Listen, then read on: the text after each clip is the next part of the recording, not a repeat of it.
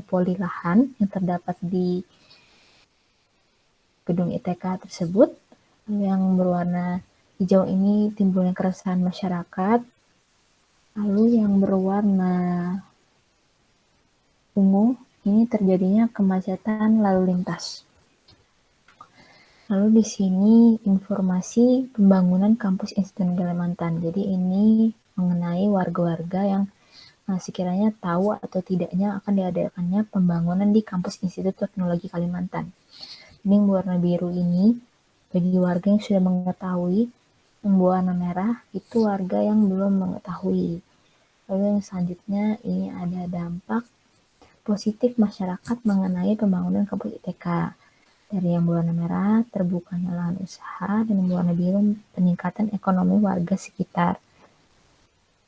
Baru yang terakhir, ada persentase lama tinggal warga. Jadi di sini yang lihat yang paling banyak itu yang berwarna ungu, yang dimana berarti warga sudah lama tinggal di tempat tersebut itu lebih dari 10 tahun, dan berwarna merah ini sebanyak 1-5 tahun.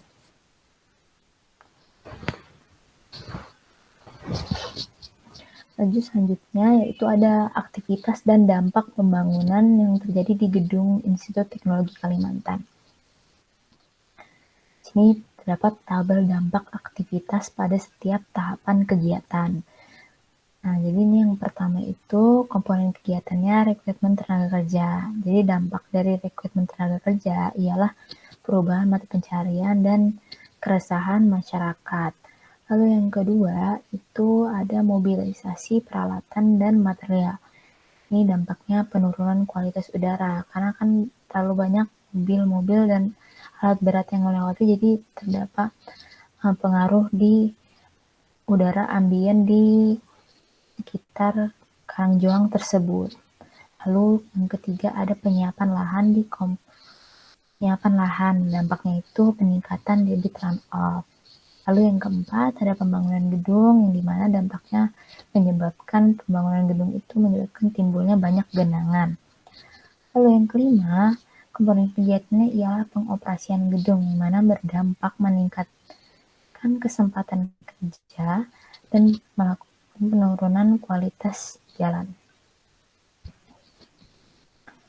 Ya, selanjutnya.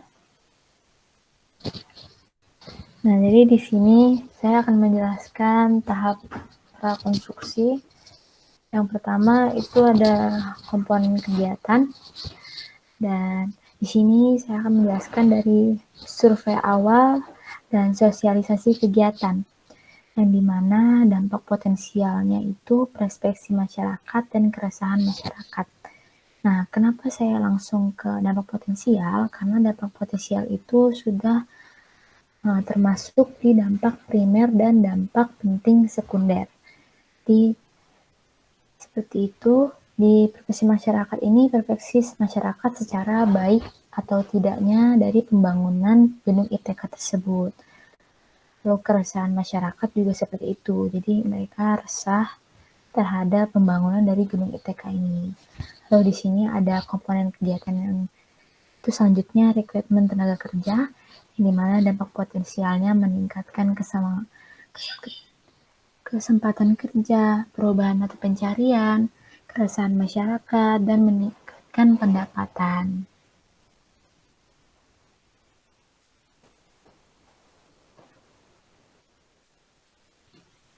Ya, selanjutnya.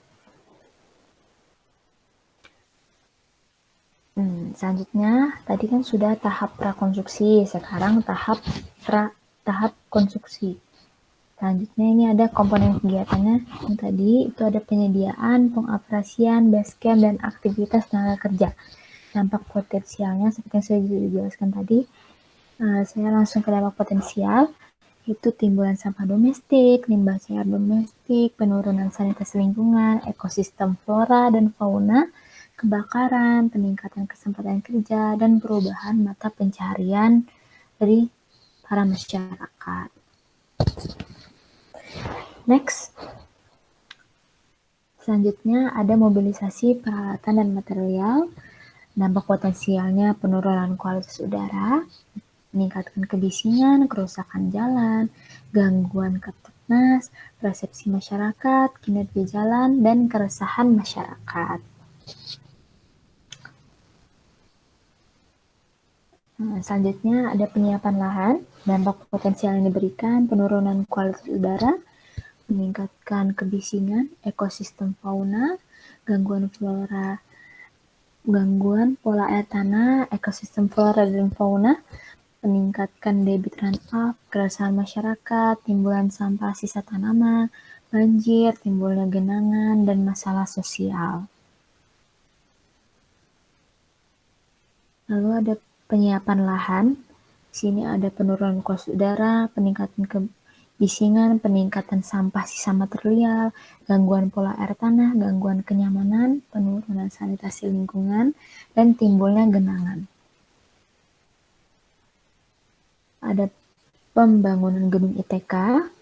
Dampak potensial yang dihasilkan yaitu penurunan kualitas udara, peningkatan kebisingan, meningkatkan sampah domestik, sampah material, debit runoff, perubahan mata pencarian, gangguan Kamtipmas, penurunan sanitasi lingkungan, peningkatan kesempatan kerja, meningkatkan kesempatan berusaha, dan gangguan kenyamanan.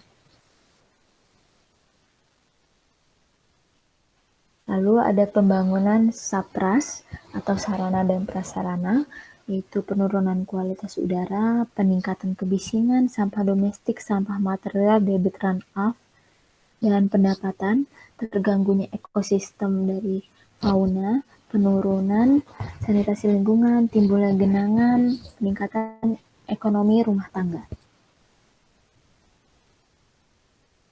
Lalu di sini ada lanjutannya, yaitu timbulan sampah sisa domestik, sisa material, kebakaran, penurunan kualitas air, timbulnya genangan.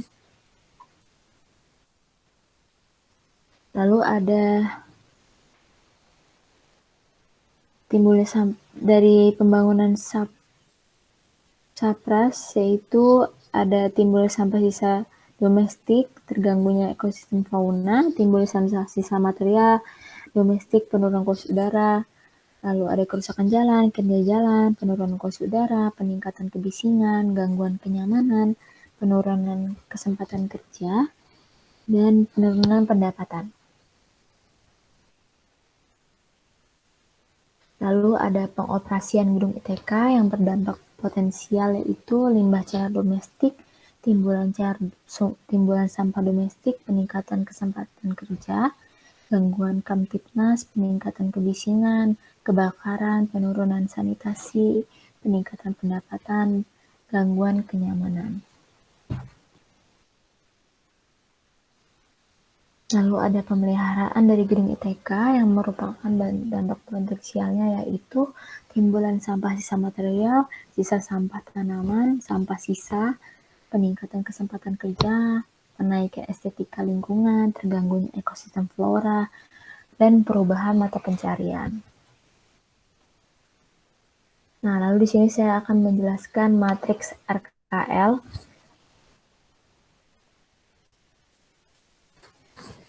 Nah, jadi di sini terdapat matriks rencana pengelolaan lingkungan hidup pembangunan gedung ISDN Teknologi Kalimantan yang merupakan dampak penting yang dikelola hasil arahan pada ANDAL. Nah, jadi kan kita sudah membuat dokumen ke ANDAL, lalu kita akan membuat dokumen RKL dan RPL yang dimana pastinya sudah merupakan hasil arahan dari ke ANDAL yang kita buat dari pertama. Nah, jadi di sini contohnya.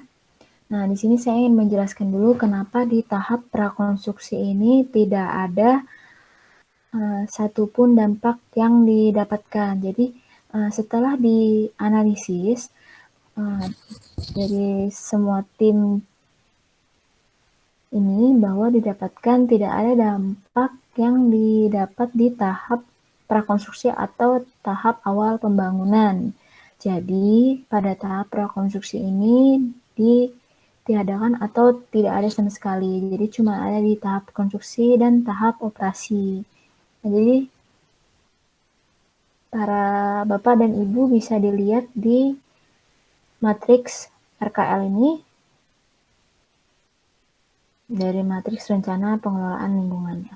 Silakan dilihat dari dampak lingkungannya, sumber dampaknya, indikator keberhasilan pengelolaan hidupnya, lalu ada rencana pengelolaan lingkungan hidupnya terbagi dari teknologi, sosial ekonomi, institusi, lalu ada lokasi pengelolaan lingkungan hidupnya, periodenya, lalu ada institusi pengelolaan lingkungan hidup yang terdiri dari pelaksana, pengawas, dan pelapor. Silakan dilihat tuh.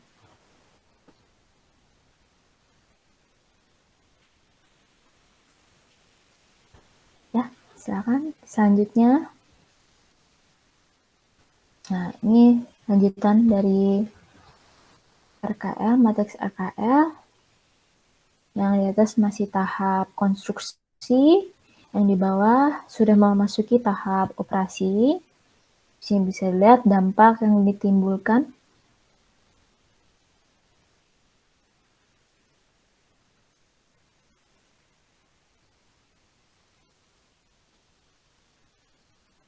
Ya, silakan lanjut. Ini hasil lanjutan RKL pada tahap operasi.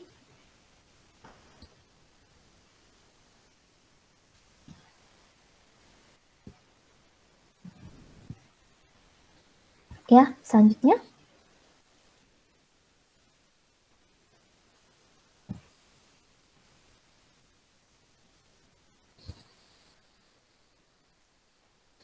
Ya, selanjutnya. Nah, selanjutnya saya akan menjelaskan matriks dari RPL.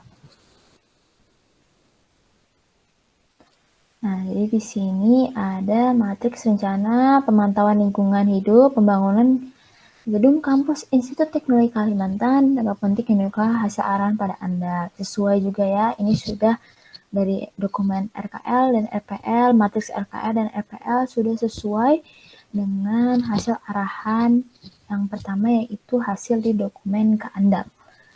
Nah, seperti yang sudah saya jelaskan sebelumnya, kenapa tahap prakonstruksi tidak ada ya. Di sini juga tidak ada.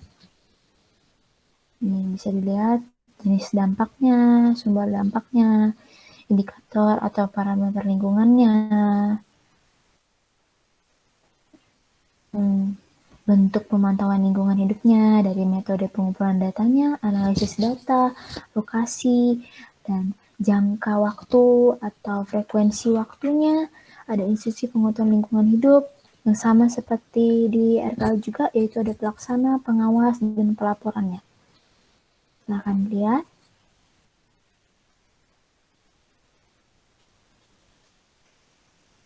Ya, ini selanjutnya yang di atas masih konstruksi, yang di bawah sudah memasuki tahap operasi.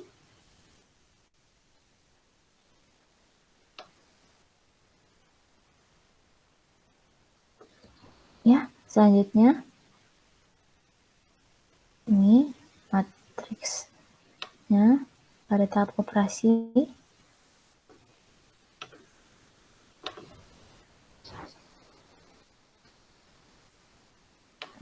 Ya, kan? Ini lanjutan yang terakhir, yang kebakaran ya. Ini indikator atau parameter lingkungannya.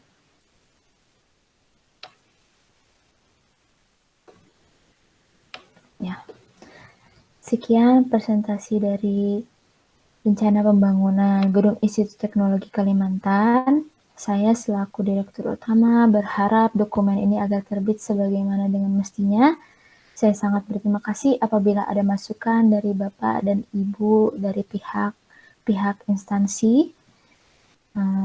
Sebelumnya terima kasih atas pertanyaan dan masukan yang telah diberikan yang akan berguna dengan penerbitan dokumen ini.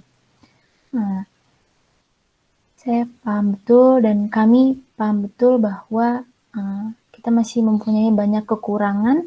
Terima kasih kepada pihak-pihak yang sudah hadir dan memberikan pendapat dan masukannya. Wabillahi taufiq wal hidayah. Wassalamualaikum warahmatullahi wabarakatuh.